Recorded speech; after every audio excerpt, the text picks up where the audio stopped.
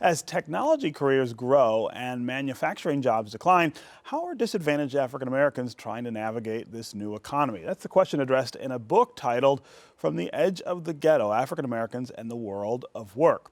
The book examines how African Americans living outside of big cities view their situations and the skills needed to do the types of jobs that may be available. The research is based on interviews with 100 low-income African Americans living in Ypsilanti, Michigan. Joining me now is the author, Alford Young Junior, a professor at the University of Michigan. Welcome to American Black Journal. Thank you so much. So this is a fascinating topic for a number of reasons, but one is the focus on a place like Ypsilanti, which I think doesn't get a lot of attention. When people think of African Americans and the issues that they face, they think of African Americans in places like Detroit, big cities. But Ypsilanti is also a place where there is a very large African American population, and their challenges look a little different, according to your book.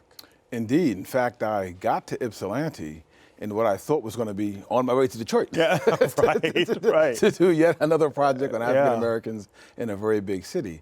And I found myself in a small city with a lot of issues to look at and think about. And a city that was uniquely situated in between Detroit and Ann Arbor. And so two very different stories of what work could be, what work had been. One more of a statement of what work in the past was, Ann Arbor more of a statement of what work in the future will be. So I thought, I'll camp down right here and talk to some people. And so what did you find with folks in The core finding is that people were really stuck on images of the past.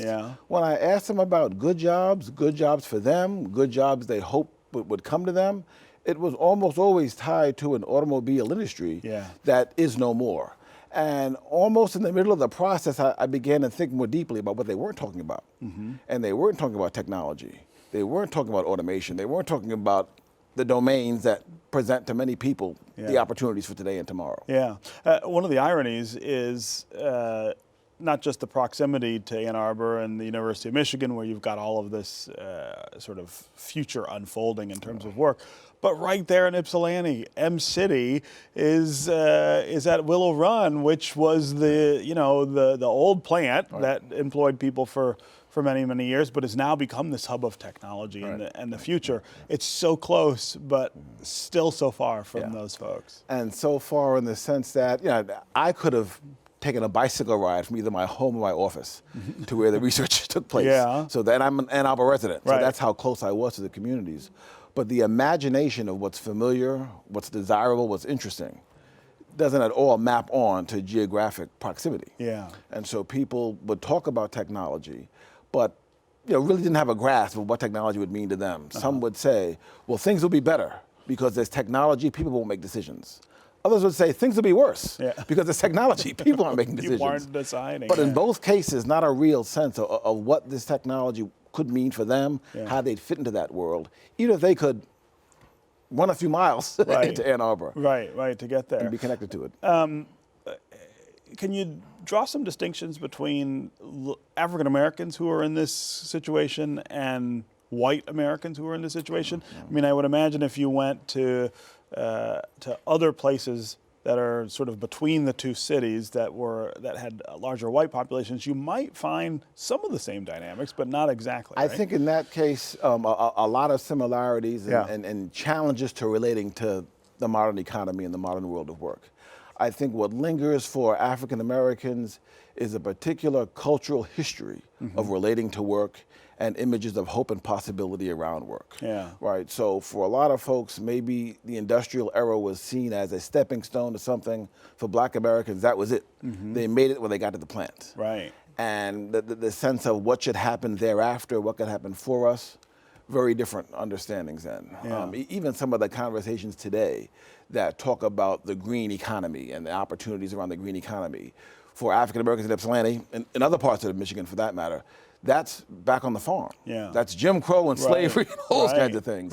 And so there's culture and history that come together that make for a very different story for African Americans, even if a whole lot of people from working class and low-income backgrounds are struggling to make sense of today. What role are the schools in places like Ypsilanti playing in trying to turn that around for the next generation of African Americans who are going to need to understand this a lot better? It's an immense challenge. because there's choice now, students can go where they want to go. Right. And so it means that the students who have the opportunities for the best possible education or have parents that can position them don't have to rely upon Ypsilanti itself. Right? Yeah. It's a struggle for the school system given that. Talent can move wherever. The people I talked to really didn't make a clear distinction between what having a high school degree or diploma meant as opposed to not having.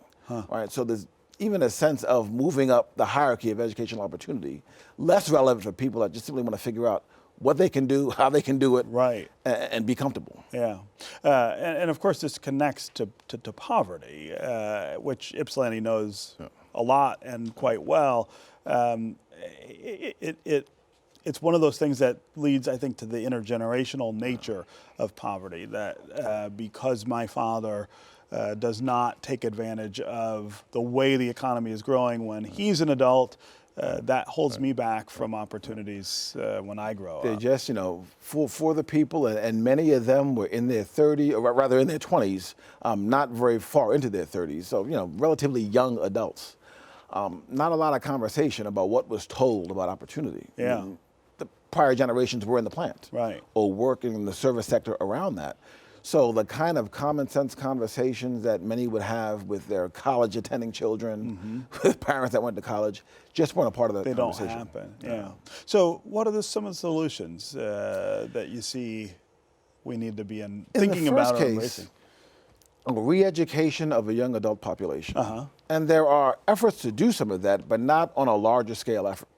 I think it's hard for people to understand what economic transformation is and how it's unfolding. How you become part of it. So even the discussion of the green economy, if that's going to take hold and grow and develop in the way that it has in some parts of the country, some parts of the state, it means some people understand that's a different moment than what grandpa did, in the South. Right. So the intervention is not simply an increase in job placement, but in educational opportunities to understand the modern world of work. And to think about what credentials and resources one needs to fit in. Yeah. Okay. Well, congratulations on the work. It really is fascinating. Thank you very much. I Thanks learned for a whole lot joining us. about people from a very small city. Yeah. Yeah.